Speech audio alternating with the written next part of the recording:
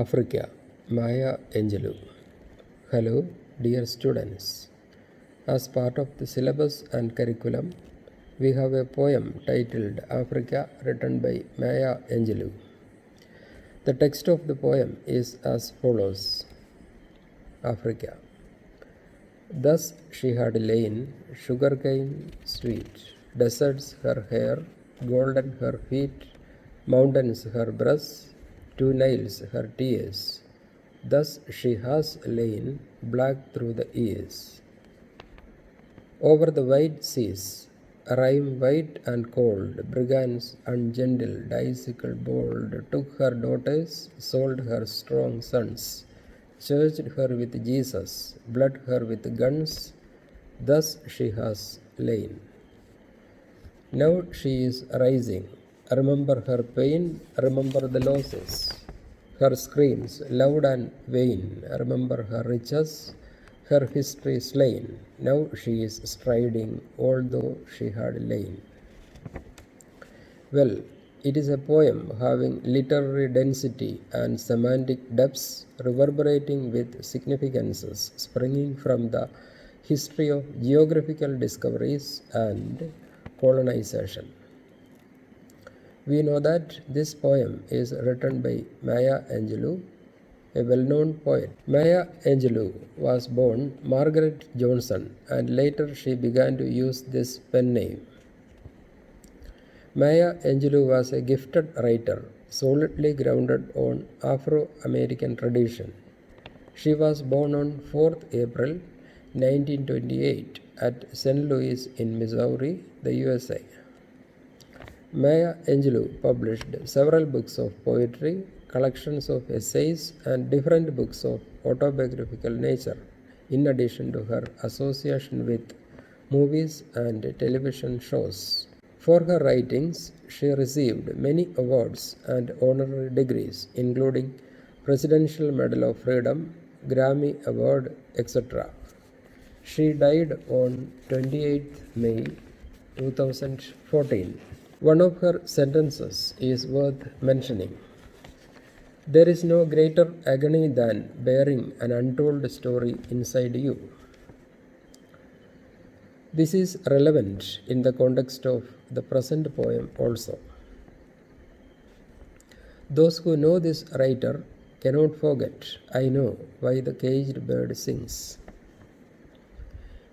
You know that I Know Why the Caged Bird Sings is one of the most important autobiographical writings authored by Maya Angelou. Reading the poem Africa is an electrifying experience on account of the political and emotional undercurrents of meaning integrated into the text of the poem using subtle configuration of charged words. Also, the reverberating impact that those words can evoke powerfully points to the distant past, the colonial past, and the present stages in the existence and evolution of Africa as a continent inhabited by human beings. The first 8 lines can be seen as the stanza 1. Here, initially using the past tense and again using the present tense towards the end, the poet points to the organically vibrant and enchantingly beautiful existence of the mighty continent of Africa in terms of the integrated imagery and metaphors that evoke the contours of a phenomenal woman of physical charm and earthly appeal, eliciting sensual significance. The poet says, Thus she had lain, sugarcane sweet, deserts her hair.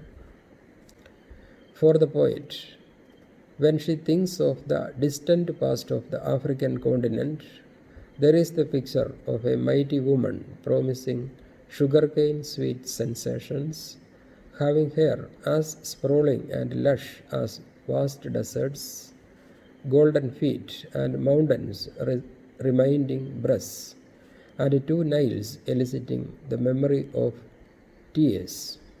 We know tears occur when one is extremely happy and also abysmally sad. The poet implies that the African continent has been lying down and enjoying a vibrant repose down through the centuries, of course, enveloped in black. The lines from 9 to 17 can be seen as the second stanza. Here, there is the graphic picture of the arrival of white and cold brigands who came over the wide seas. The colonizers came and enslaved the land and the people. As part of the historical process called geographical discoveries and colonization, the white people came, colonized the land, took her daughters, sold her strong sons, and also spread the teachings of official Christianity. The poet points to that using this memorable collocation, "Churched her with Jesus." We know the project of colonialism began with the use of force and weapons and heavily relied on the explosive power of gunpowder. There is the unforgettable imagery of the use of guns, which is all pervasive even in contemporary Western scenario, as exemplified in the United States. It is to be noted that the poet belongs to that country. Also, the poet implies that Africa has been lying down thus for a long time. As the poet says, "Blood her with guns." The lines 18 to 25 form the last stanza of the poem Africa. Here, Maya Angelou points to the dramatic resurgence in the way the continent of Africa responds to the challenges of historical currents and time. The poet implies that Africa is rising. Probably the poet wants the readers, as well as all the people of Africa, to be aware of the pain and losses experienced by the rich and vibrant continent. The rising Africa screams loud and vain to all the people of the world to remember her history slain, that is, her slain history. Mutilation, suffering, pain, and humiliation that happened to the people of Africa as a consequence of colonization, slave trade, and exploitation, and eventually cultural domination and subtle dehumanization, etc. The memory of all these should be kept alive and reconsidered and reassessed to effect a genuine resurrection of Africa. The poet emphatically declares, "Now she is striding, although she had lain." There is the picture of newly emerging Africa confidently moving on in pursuit of creating a new history and destiny in tune with the demands of time. Although Africa had been lying low for many centuries, the resurgent new Africa marched forward with unparalleled confidence and vigor. It seems that Maya Angelou creates Africa as a geographical and historical space where the genuine human identity in its primeval wellsprings finds and reclaims vibrant freedom that enables the continent to stride confidently, that is, move on with decisive steps for creating new destiny and history. We know an idea that is dear to the heart of the poet.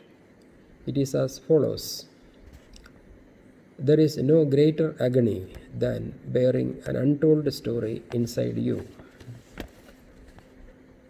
Using the poem Africa, where the unique configuration of words elicit a cascade of memories and reminiscences, organically and historically related to the existence of the African continent, Maya Angelou has expressed a vital part of the untold story of this mighty continent where human beings and human civilization originated as the necessary manifestation of time. You may write me down in history with your bitter, twisted lies. You may trod me in the very dirt but still like dust, I'll rise. Does my sassiness upset you? Why are you beset with gloom? Just because I walk as if I have oil wells pumping in my living room. Just like moons and like suns with the certainty of tides, just like hope springing high, still I rise. Did you want to see me broken, bowed head and lowered eyes, shoulders falling down like teardrops, weakened by my soulful cries? Does my sassiness upset you? Don't take it so hard just because I laugh, as if I have gold mines digging in my own backyard. You can shoot me with your words, you can cut me with your lies, you can kill me with your hatefulness, but just like life, I rise. Does my sexiness offend you? Oh.